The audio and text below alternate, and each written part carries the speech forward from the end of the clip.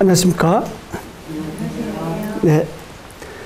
성령의 흐름을 따라가는 연대기 성경 읽기 17강이 되었습니다. 이번 시간에는 이제 시내산에서 출발하여 광야에서 방랑하기까지 하나님의 인도하심과 백성의 원망에 대해서 이제 말씀드리겠습니다. 먼저 민수기의 주요 내용입니다. 예, 자세한 것은요, 게시판에서 다운받으시거나 인쇄물을 이용하셔서 참조하시면 되겠습니다. 이번에는 이제 주요 내용만 말씀드릴게요. 민수기는 말 그대로 넘버, 즉 인구조사를 뜻합니다.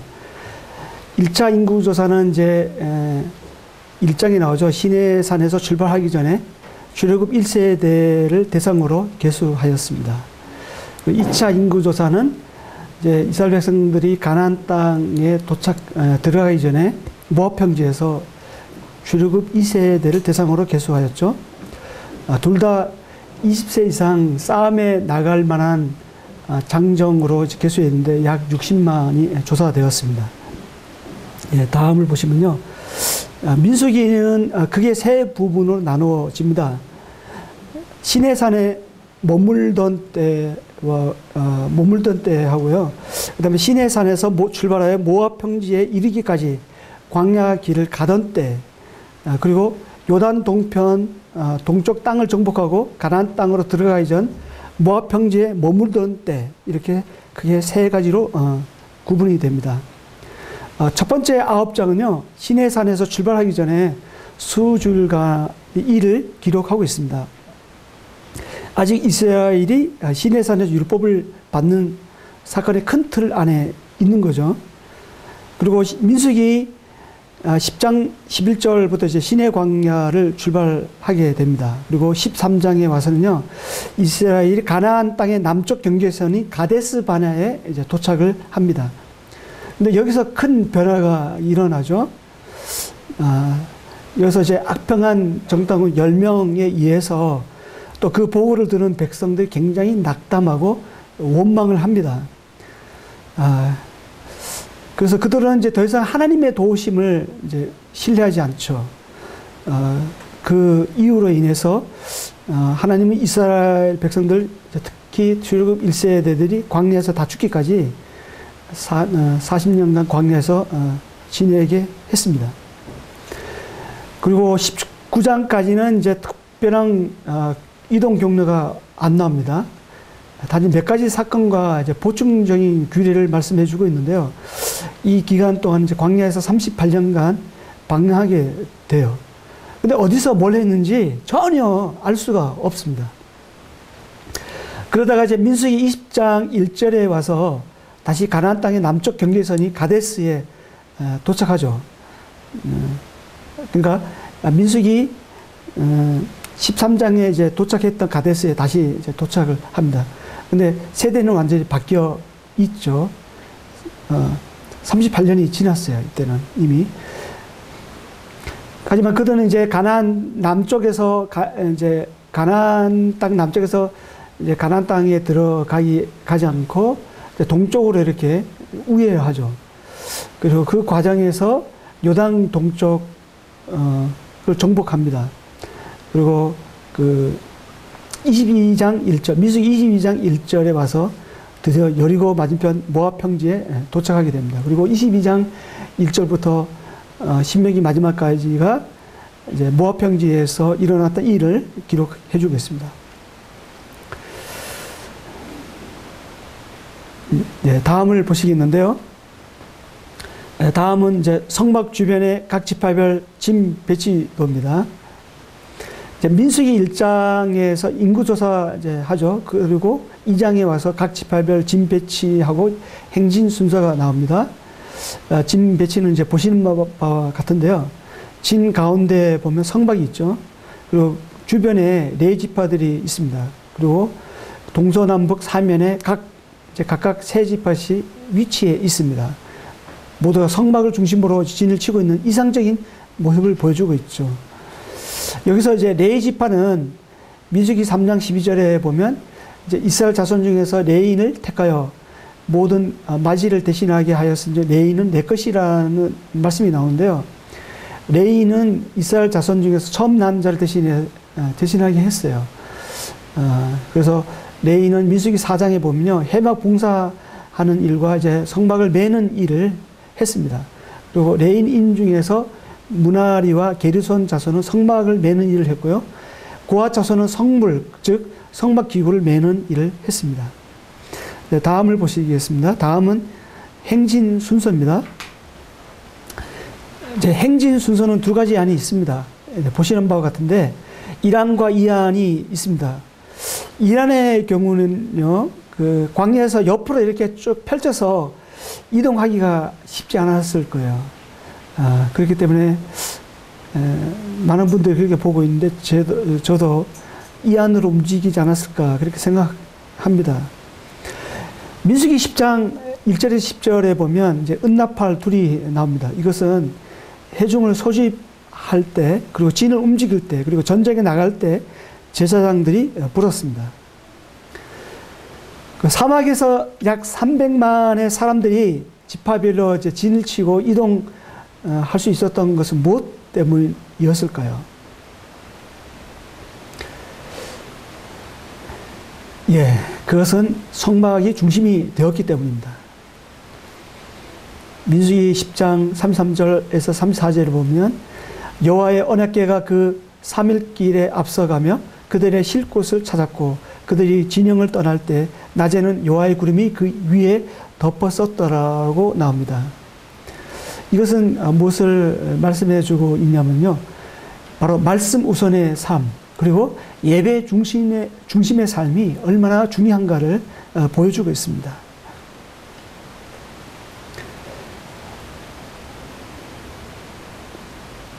다음을 보시겠습니다. 민수기 9장 15절에서 23절 말씀입니다. 예, 이 말씀에 보면 뭐 다 읽지는 못하겠어요. 여기 보면 빨간 글씨를 보면 여호와의 명령을 따라, 여호와의 명령을 따라, 여호와의 명령을 지켜, 여호와의 명령을 따라, 그런 말씀이 계속 반복되는데, 여호와의 명령을 따라 하루든 이틀이든 한 달이든 그 구름이 이동할 때, 멈출 때 그렇게 여호와의 명령을 따라 행동했던 것을 볼 수가 있어요. 저는 이 부분을 읽을 때마다 소리를 내어서 읽는데, 여러분도 한번 시간 내서 한번 소리 내서 읽어보시기 바랍니다.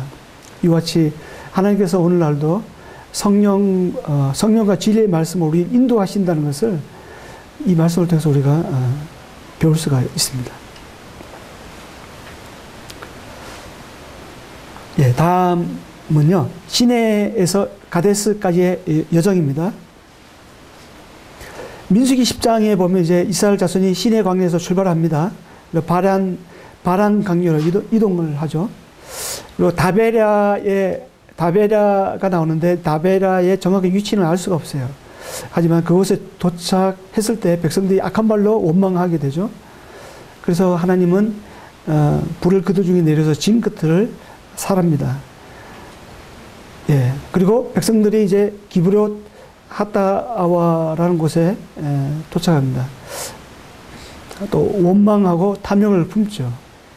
그래서 여기서 만나와 메추라기를 내려주십니다. 그 민수기 12장 16절에 보면 이제 백성이 하세롯을 떠나서 바란 강야에 위치한 가데스반에 이제 진을 치죠. 여기서 가나안 땅을 정탐하게 됩니다. 그래서 민수기 14장에 보면 이스라엘 백성들이 이제 원망하고 불평한 그 대가로, 하나님을 신뢰하지 불신한 대가로 40년간 광야에서 방랑하게 될 것이라는 소식을 이제 백성들이 듣습니다. 그리고 굉장히 슬퍼하죠. 그래서 그 14장 39절에서 45절을 보면 이스라엘 백성들이 인위적인 방법으로 자신들이 정탐한 가나안 땅으로 올라갑니다. 하지만 이들은 하나님 뜻을 거스리였기 때문에 가나인들에게 패배를 하죠. 그래서 호르마까지 이제 내려옵니다. 그리고 민수기 16장에 보면 이제 고라 무리의 반역이 나오죠. 그래서 이들은 이제 이름 있는 지휘관, 영향력 있는 지휘관 250명과 함께 일어나서 모세를 대적합니다. 이때 모세를 이제 대적했지만 하나님은 자신을 멸시한 것으로 이렇게 봤습니다. 그래서 불이 여호와에게서 나와서 불행한 250명을 불살랐고, 이제 고라의 가족은 이제 땅이 갈라져서 그 땅 아래로 다 매몰이 되죠. 이렇게 해서 민수기 19장까지 그러니까 이제 38년간의 유랑 이제 광야 생활이 이어집니다. 어디에나 그 행로는 찾아볼 수가 없어요. 하나님의 인도하심 중에서 이제 특별히 두 가지가 나오는데, 만나와 메추라기인데요. 그 중에 만나를 보시겠습니다. 만나가 무슨 뜻이죠? What is this? 이것이 무엇이냐? 그것이 만나의 유래가 되었죠. 그래서 이 만나는 가나안 땅에 들어가서 그 땅의 첫 소산물을 먹은 다음 날 그치기까지 40년간 이런 양식을 매일 주어졌어요. 출애굽기 16장 4절을 보면요, 하늘에서 양식을 비같이 내리니 일용할 것을 날마다 거둘 것이라고 나옵니다. 왜 이 만나를 날마다 거두게 하셨을까요? 우리가 밥 먹을 때 그런 생각을 하죠. 밥을 이제 어떤 이렇게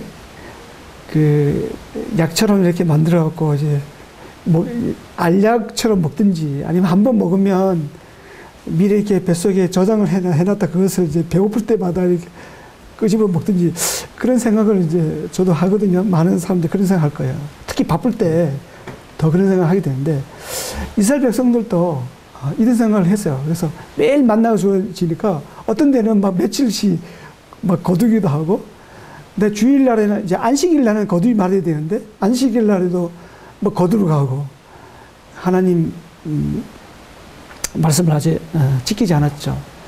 그래서 하나님이 이렇게 말씀하시죠. 어느 때까지 너희가 내 계명과 내 율법을 지키지 아니하려느냐라고 말씀하십니다. 여기서 우리가 알 수 있는 것은 뭐냐면, 우리가 매일 말씀을 읽는 것은 중요하다는 거예요. 이것은 하나님을 경외하는 척도가 된다는 거예요. 우리가 하나님 말씀을 가지고 있지만, 가지고 있는 것이 중요한 것이 아니라 이 말씀을 매일 읽는 것이, 그것이 바로 하나님을 내가 경외하고 있는가 아는가, 그것을 이제 재는 척도가 돼요. 여러분이 지금 화면에 보신 것처럼 만나가 시간의 흐름에 따라서 이제 만나는 변함이 없어요. 그런데 만나를 대하는 사람의 마음이 변해져. 처음 출애굽기 16장 3절에 보면요, 같이 시고 맛은 꿀 같은 과자 같았다고 나오죠. 그래서 이제 꿀 섞은 과자는 끝내준다는 표현이거든요. 좋다는 표현을 미사옥으로 그렇게 사용한 거예요. 근데 1년이 지난 민수기 11장 4절에서 8절을 보면 그 맛이 기름 섞은 과자맛 같았다라고 바뀌어요. 그리고 또 38년이 지난 민수기 21장 5절에서는 우리 마음이 이 하찮은 음식을 싫어하노라라고 바뀌죠. 좋은 쪽으로 바뀌면 얼마나 좋겠어요. 근데 갈수록 나쁜 쪽으로 변하고 있습니다. 저는 이것을 보면서 이걸 딱 정리하면서 어떤 생각을 드냐면, 정말 우리의 믿음이 시간이 지날수록 나쁜 쪽으로 변하면 안 되겠구나, 그런 생각을 했어요. 우리가 구원받을 때는 끝내주죠. 세상을 다 가진 것 같아요. 근데 점점 갈수록 우리 신앙생활이 힘들고 실증나고, 어떤 데는 고통스럽기도 하죠. 하지만 그렇게 생각하면 안 됩니다. 시간이 지날수록 처음 믿을 때보다 더 끝내줘야 해요. 여러분, 우리의 겉사람은 후패하지만 우리 속사람은 날로 새로워지기 때문에 그런 거죠. 이것이 바로 그리스도의 모습이라고 봅니다. 바로 어제보다는 오늘보다는 내일이 더 기대되는 그 삶이 그리스도인의 그 삶이라는 거예요. 다음은 메추라기를 보시겠습니다. 이스라엘 백성들이 만나만 먹으니까 이제 고기도 생각났어요. 그래서 민수기 11장 6절을 보면, 이제는 우리의 기력이 다하여 이 만나 외에는 보이는 것이 아무것도 없도다라고 불평합니다. 그래서 하나님이 고기를 주어 먹게 하시는데 민수기 11장 19절에 보면 냄새도 싫어하기까지 한 달 동안 먹게 하십니다. 근데 출애굽기 16장 13절에도 메추라기가 나오거든요. 근데 이때 나온 것은 아마 이례적으로 이렇게 주어진 것 같아요. 근데 만나는 40년 동안에 매일 주어졌는데 메추라기는 40년 동안에 매일 주어지지는 않았거든요. 한시적으로 주어졌어요. 특히 민수기 11장에서 메추라기는 한 달 동안 주어졌어요. 진리도록 먹게 하였죠. 우리 11장 30절을 보면 메추라기를 진영 곁 이쪽 저쪽 곧 진영 사방으로 각기 하루길 되는 지면 위 2규빗쯤에 내리게 하였다라고 나옵니다. 성경에서 사할 길은 한 71km 정도가 되고요. 열 하루길은 한 264km 정도가 됩니다. 따라서 여기서 말하는 하루길은 한 24km 정도가 돼요. 그리고 2규빗은 한 1m가 됩니다. 이 말씀이 실감 나기 위해서 다음을 보시겠는데요. 지도에서 검색해 봤어요. 우리 극동방송 신청사에서 찍으면요. 북쪽으로는 의정부까지, 서쪽으로는 선인천 아시까지, 동남쪽으로는 성남시까지 해당이 됩니다. 서울 지역은 다 포함이 돼요. 그래서 사방 24km의 면적의 높이에 사방 24km의 면적의 높이 1m의 높이라 하면 정말 엄청난 거죠. 정말 300만 이상의 사람들이 하루 먹을 식량이 어마어마하다는 것을 우리가 짐작할 수가 있습니다. 그래서 모세는 보행자가 60만인데 양과 소를 잡은들 어떻게 먹을 수 있으며 바다의 고기를 모은들 어떻게 먹을 수 있겠습니까? 라고 합니다. 하나님은 그때 어떤 말씀을 하시냐면 여호와의 손이 짧으냐 내가 이제 내 말이 내게 응하는 여부를 보리라고 말씀을 하십니다.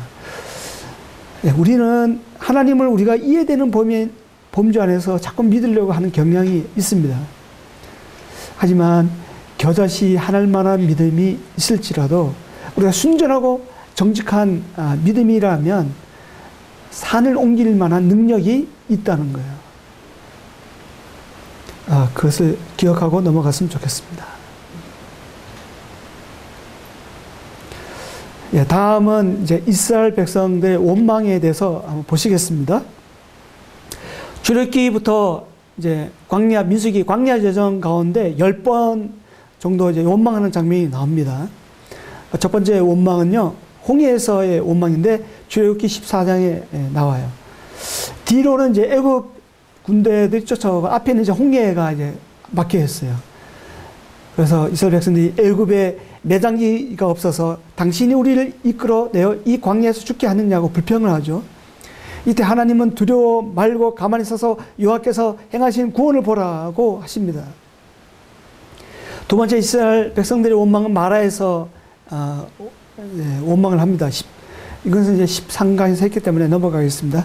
그리고 세 번째로 신광야에서 원망이 나옵니다. 출애굽기 16장에 나옵니다. 만나와 메추라기를 이제 먹이시죠. 그리고 그때 출애굽기 16장 8절에 보면 원망은 사람에게 하는 것 같지만 실은 하나님께 하는 것이라고 나와요. 그리고 네 번째 르비딤에서 무리바 물 사건에서도 원망하죠. 그리고 다섯 번째는 시내산에서도 이제 모세가 시내산에 올라가서 더디 내려오니까 이제 모세가 시내산에서 40주 40야를 있었잖아요. 근데 더디 내려오니까 그것을 참지 못하여 금세 이스라엘 백성들을 금송아지를 만들고 우리를 애굽에서 낸 신이다 이라고 하죠. 그러면서 하나님을 원망합니다.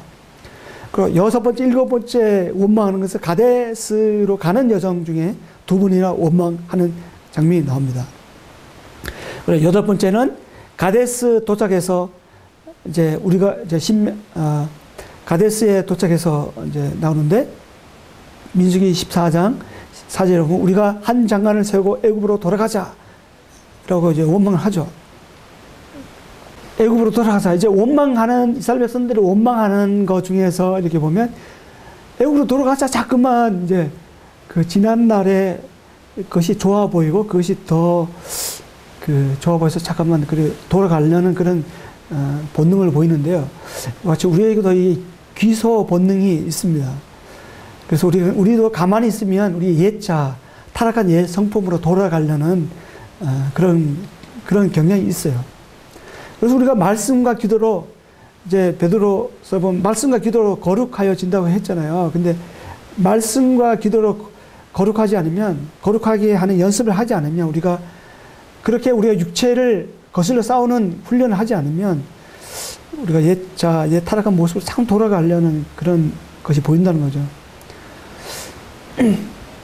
이제 9번째로 보면 이제 신광야 무리바에서의 물사건에서도 하나님을 원망하죠. 그리고 10번째는 광야길 가운데 길로 인해서 원망합니다. 그래서 노뱀 사건이 나옵니다. 민수기 13장에 보면. 민수기 21장에 나오죠. 이처럼 이제 이스라엘 백성들은 자기 기대치가 충족되지 않으면 금방 이제 불평하고 원망을 하죠. 여기서 우리가 보면 원망은 하나님을 믿고 있지 않다는 증거로 나타나는 증상이라는 거예요. 우리가 무심결로 우리가 기대치가 못 미칠 때 참 불평하고 투정하는데 무의식적으로 우리가 하나님을 인정하지 않는 거라는 거죠. 그 순간에는. 조심히 해야 됩니다. 그러면 성경은 원망을 무엇이라고 말씀하시는지 보시겠습니다. 민수기 11장 1절에서는 악한 말, 또 악하다고 말씀하시죠. 그리고 민수기 11장 20절에서는 여호와를 멸시하는 것이라고 말씀하십니다. 그리고 민수기 14장 11절에서는 하나님을 믿지 않는 것이라고 말씀하시죠. 그리고 민수기 14장 23절에서는 하나님을 멸시하는 것이라고 또 말씀하세요. 그리고 민수기 15장 31절에서는 여호와의 말씀을 멸시하고 그의 명령을 파기한 것이라고 말씀하십니다. 민수기 21장 7절에서는 원망은 곧 범죄한 것이라고 말씀하시죠. 그래서 우리가 무심코 내뱉은 불평, 불만, 원망이 얼마나 무서운가를 우리가 이 말씀에서 보여주고 있는 거야. 하나님은 원망, 불평 이것을 어떻게 말씀하시냐면 악이다, 범죄다. 그리고 나를 믿지 않는 것이다. 하나님의 말씀을, 명령을 파기한 것이다. 그렇게 말씀하신다는 거예요. 엄청나죠. 우리는 하나님 앞에 살아가는 사람들이라는 것을 우리가 알아야 합니다. 다음입니다. 그러면 이런 원망의 시발점이 어디에서부터 오는지 보시겠습니다. 민수기 11장 4절에 보니까 탐욕을 품매라고 나옵니다. 그리고 민수기 11장 3, 4절에서는 욕심을 낸 백성이라고 나옵니다. 바로 이 원망의 시발점은 바로 욕심, 탐욕에서부터 시작된다는 것이죠. 우리가 가만히 제 자신도 봐도 그렇고 우리 주변에 봐도 그렇고 주변에 이제 나오는 사건들을 이렇게 보면요, 다 그 내면에 보면 욕심에서부터 시작돼요. 가만 보면 다 욕심에서 시작됩니다. 욕심은 뭐냐면 자기를 위한 거죠. 하나님을 위한 것이 아니라 자기를 위한 거예요. 야고보서 1장 15절에서는 욕심이 잉태한즉 죄를 낳고 죄가 장사한즉 사망을 낳는다고 말씀하십니다. 욕심이 자꾸만 커지면 결국에는 죽게 되는 거예요. 아래에 재밌는 공식이 나오는데요. 원망과 행복이 어떻게 만들어지는지 보여줍니다. 원망은 기대에 비해 성취가 작을 때 생기죠. 하지만 행복은 기대 이상으로 성취했을 때 생겨납니다. 그렇지 않나요? 우리가 자기 자신을 잘 보면 그런 것을 느낄 거예요. 그래서 우리가 행복 지수를 높이려면요, 성취도를 높이든지 기대치를 이제 줄여야 돼요. 기대치가 높고 성취도가 낮으면 쉽게 원망하게 되고 자신이 불행하다고 생각을 해요. 우리 행복 지수는 돈 많고 잘 산다고 해서 높아지는 것은 아니잖아요. 그래서 인도나 네팔 같은 데 사는 사람들이 실질적으로는 행복 지수가 더 높다고 해요. 참고로 알고 계시면 좋겠습니다. 다음은 이제 원망이 주는 대가가 어떠한지 보시겠습니다. 첫째는 원망한 출애굽 1세에 갈렙과 여호수아를 제외하고 가나안 땅에 못 들어가죠. 결국에는 원망의 대가로 광야에 40년간 방황하게 됩니다. 시편 78편은 애굽에서 가나안까지 여정을 기록해 주면서 후대 자손에게 교훈해 주고 있는 것이 시편 78편인데요. 그중에 시편 78편 32절을 보면 하나님 믿지 아니함으로 그들의 날들을 헛되이 보내게 하셨다고 나와요. 그리고 예레미야 2장 32절을 보면 오직 내 백성은 나를 잊었나니 그 날 수는 셀 수 없거니라고 나와요. 즉 뭐냐면 하나님을 믿지 않고 원망하고 하나님을 잊어버리는 그 날들은 하나님께서 헛되이 하신다는 거예요. 하나님은 그 날들을 계수하지 않으실 것입니다. 우리가 하나님 앞에 갔을 때 우리의 인생이 몇 년을 살았듯이 그게 중요한 것이 아니라 하나님 앞에 어떻게 살았는가. 하나님의 관심은 하나님과의 관계에 있다는 것입니다. 오래 사는 것이 중요한 것이 아니라 단 하루를 살더라도 하나님과 관계된 삶이 중요하다는 거죠. 그렇지 않으면 비록 나는 중요하게 생각하여도요, 하나님은 그것 아무도 아니게 보신다는 거죠. 예. 다음은 이스라엘 백성들을 간담을 높게 하고 원망하게 만들었던 거인족 아낙 작손에 대해서 한번 살펴보겠습니다. 첫째, 먼저 홍수 이전을 봐야 하는데요. 창세기 6장 4절에 보면 네피림이 나와요. 그들은 용사였다고 나오거든요. 고고학 발굴 자료에 의하면요, 홍수 이전에 네피림이 약 9m 정도 되는 것으로 파악됩니다. 홍수 이전에는 뭐 사람이나 짐승이나 다 컸던 것 같아요. 공룡도 그렇고 다 컸죠. 그런데 홍수 이후는 좀 달라집니다. 수명도 짧아지고 신장도 작아지죠. 그럼에도 불구하고 이 느바임 족속은 4.5m 정도가 됩니다. 가나안 정탐꾼들이 봤던 것이 바로 이 네피림 후손이 아낙 자손 거인들이었던 거예요.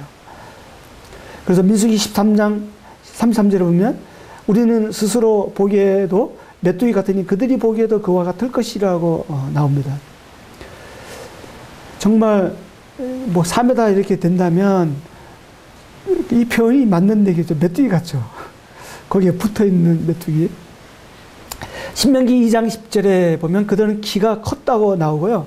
신명기 3장 11절에는 느바임 족속의 짐승은 철 짐승이라고 나오는데 가로가 4.5m, 세로가 2m 정도가 된다고 나와요. 가히 그 키가 얼마나 큰지 짐작할 수가 있습니다. 참고로 세 번째 골리앗 키는 사무엘상 17장 4절에 보면 6굽이 한 뼘이라고 나옵니다. 약 3m 정도가 되는 거죠. 3m도 큰데 아낙 자손이 그 거인들은 더 컸다는 거예요. 정말 정탐꾼들이 간담이 녹을만 하죠. 원망할 만합니다. 근데 이 아낙 자손들은 어떠한 반응을 보였는지 그건 좀 이따 보겠습니다. 전혀 다른 반응을 보였거든요. 다음은 이제 가나안 정탐인데요. 지금까지 한 것을 정리해 보겠습니다. 가나안 정탐의 결과로 가데스 바네아에서 가나안 정탐 결과로 1세대와 2세대가 이제 운명이 달리하죠. 민수기 13장에 보면 갈렙과 요아스를 제한 10명의 정탐꾼들은 가나안 땅을 하는 보고를 합니다. 사실 그들의 보고는 거짓이 아니었죠. 굉장히 객관적이고 사실적이고 과학적이었습니다. 근데 무엇이 문제였을까요? 근데 그들의 문제는 이제 믿음이 빠졌던 거예요. 거인족 아낙 자손만 보았지 그들보다 더 크고 강한 하나님을 보지 못했던 거죠. 그들은 하나님의 약속을 바라보기보다는 현실적인 문제 앞에서 한없이 무너졌습니다. 가데스 바네아의 사건은 하나님의 약속을 바라는 사람들이 현실을 바라볼 때 얼마나 그 실패가 어떠한지를 잘 보여주는 사건입니다. 다른 내용들은 화면에 나오는 것을 참조해 주시고요. 다음을 보시겠습니다. 그러면 이 가나안, 이스라엘 백성들의 마음을 간담을 높게 하고 원망하게 만들었던 이 거인족 아낙 자손, 이 아낙 자손들은 반응이 어떠한지, 그 결과가 어떠한지 한번 보겠습니다. 거인조 아낙자손은요, 거인조 아낙자손은 본 이스라엘 백성들의 반응과 달리 그들은 굉장히 그들이 오히려 이스라엘 백성들을 보고 간담이 녹았습니다. 여호수아 2장 9절에서 11절 말씀이나 여호수아 5장 1절, 9장 24절, 10장 2절 보면 진짜 그들이 하나님이 두려워서 간담이 놓고 정신을 잃었던 모습들을 볼 수가 있습니다. 예, 화면에 나오는데 제가 다 읽지는 않겠습니다. 그리고 이들은 이스라엘 백성들 때문에 죽을까 굉장히 두려워했죠. 그들이 아낙자손들이 봤던 것은 메뚜기 같은 이스라엘 백성들이 아니라 메뚜기 같은 이스라엘 백성들과 함께한 하나님이었던 것이죠. 누가 제대로 봤습니까? 이스라엘 백성, 그들 아낙자손을 본 이스라엘 백성들입니까? 메뚜기 같은 이스라엘 백성과 함께한 하나님을 봤던 아낙자손들입니까? 결국 아낙자손은 여호수아 11장 22절에 보니까 하나도 남지 않고 진멸하게 됩니다. 그리고 여호수아서 14장에 보면 갈렙은 바로 이 아낙자손이 거주하는 헤브론을 차지하게 되죠. 가나안 땅을 정탐했던 10명과 또한 백성의 반응과는 전혀 다른 결과를 가져온 거죠. 여기서 이를 보면 결국 믿음대로 되는 것 같아요. 여기서 우리가 또 한 가지 알 수 있는 것은 뭐냐면 하나님의 계획은 인간의 반응과 관계없이 이루어진다는 거예요. 그런데 그것을 믿는 사람을 통해서 이루어진다는 것이죠. 우리가 누구입니까? 하나님을 믿는 사람입니다. 그렇다면 하나님을 믿는 사람이라면 우리가 무엇을 봐야 하겠습니까? 어떤 환경이나 어떤 우리 기대치라든가 그런 것을 볼 것이 아니라 어떤 처지에 있든지 간에 우리와 함께 하시는 그 하나님, 우리에게 영생을 주실 뿐만 아니라 우리를 인도하시고 우리를 보호하시고 지키시는 은혜 베푸시는 그 하나님, 그 하나님은 우리를 결코 실망하신 적이 없으시잖아요. 그 하나님을 바라봐야 되겠습니다. 오직 의인은 믿음으로 말미암아 살기 때문입니다. 마지막으로 이제 이 원망과 불평의 이제 관계에서 또 하나를 보겠는데요. 비방에 대해서 보겠어요. 모세 비방에 대해서 하나님은 어떻게 평가하는지 한번 보겠습니다. 지금까지는 하나님께 원망하는 것이지만 지금은 이제 사람에게 원망하는 건데 그게 비방으로 나타나는 거거든요. 모세는 어떻게 보면 사도 바울처럼 겉으로 보기에는 굉장히 볼품 없었던 것 같아요. 뭔가 카리스마적으로 이렇게 보였다면 사람들이 그렇게 만만하게 보지 않았을 거예요. 근데 좀 겉으로 보기에는 좀 만만해 보였던 것 같아요. 여러 번 모세의 지도력에 도전하는 장면이 나옵니다. 민수기 11장에 보면 여호수아가 모세를 시기하는 장면이 나오죠. 모세에게 임한 영이 백성의 장로 70인에게 임하게 되니까 그리고 예언하니까 여호수아가 모세에게 가서 이제 말려달라고 요청을 해요. 사실 여호수아는 자신의 입지의 위기를 느꼈던 거예요. 그 순간에. 그리고 민수기 12장에 보면 미리암과 아론이 모세를 비방하는 장면이 나옵니다. 이제 뭐 여호수아라든가 미리암, 아론 다 모세의 동력자고 제일 측근인데 좀 같이 다니다 보니까 이제 조금 뭐 좀 견줄만하다 생각이 되었겠죠. 그래서 이제 여호와께서 모세와 이제 미리암과 아론이 이렇게 원망하죠. 여호와께서 모세와만 말씀하셨느냐, 우리와도 말씀하지 아니하셨느냐라고 말하죠. 그러다 그 결과로 이들은 결국에는 나병에 걸리게 됩니다. 그래서 진 밖에서 7일 동안 갇히게 되고, 이스라엘 진영은 출발하지 못하고 7일 후에 나병에서 회복될 때 이제 출발하게 되죠. 그리고 민수기 16장에 오니까 이제 고라와 다단과 아비람이 함께 당을 짓죠. 그리고 해중에 있는 이제 영향이 있는 지휘관 250명과 함께 모세를 거습니다. 이들은 이제 자기 분수를 넘어서 하나님이 세우신 권위를 도전하게 되죠. 16장 3절을 보면 그들이 모세와 아론에게 이르되 너희가 분수에 지나도다 여호와께서도 그들 중에 계시거늘 너희가 어찌하여 여호와의 총회 위에 스스로 높이 있느냐라고 말합니다.